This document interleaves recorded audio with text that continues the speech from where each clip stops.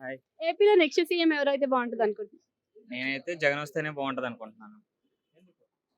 ఎందుకంటే చాలా ఇప్పుడు ఆహ్, 108లు గాని, లేకపోతే ఇంకేదన్నా పథకాలు గాని, పింఛన్లు గాని చాలా చేశాడు ఆయన. సో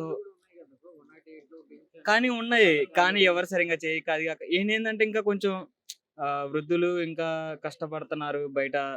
సో మనీ లేక అందుకోసం ఇంకా పింఛన్ పెంచారు కదా! అదే ప్రజలకు ఆహార పథకమైన అన్నా క్యాంటీన్‌ని కూడా ఈయన ప్రభుత్వం వచ్చాక అన్నా క్యాంటీన్ తీసేయడం జరిగింది గదా! అవును. తీసేయడం జరిగింది. బట్ నేను దాంట్లో కొంచెం బాధపడుతున్నాను. ఎందుకంటే అది 2 రూపీస్‌కి భోజనం దొరుకుతుంది అందరికి. హ్మ్. సో, అందరూ బాగా తినగలుగుతున్నారు. హ్మ్. సో, అది తీసేయడం మరి గూడా ఏ విధంగా మీకు జగన్ పాలన మంచిగా అనిపించింది? అంటే మనం దేంట్లో చూసుకున్నా సరే ఇప్పుడు ఆహ్, ఎడ్యుకేషన్‌లో గాని, ఇంకా వేటిల్లో అయినా గాని మన ఆంధ్ర ఇప్పుడు కొంచెం హై స్థాయిలో ఉంది. హ్మ్. సో, అంటే రోడ్ డెవలప్‌మెంట్, ఉద్యోగ అవకాశాల్లో కూడా పై స్థాయిలో ఉందా ఆంధ్ర? రోడ్డు డెవలప్‌మెంట్, ఉద్యోగ అవకాశాల్లో లేదులే. ఆ!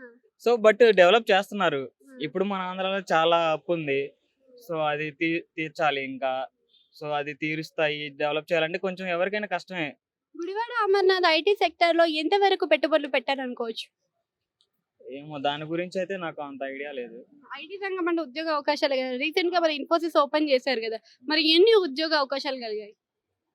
ఏమో అంతగా ఎక్కువ ఏం కలగలేదు. సో, తక్కువగానే ఉన్నాయి. హ్మ్.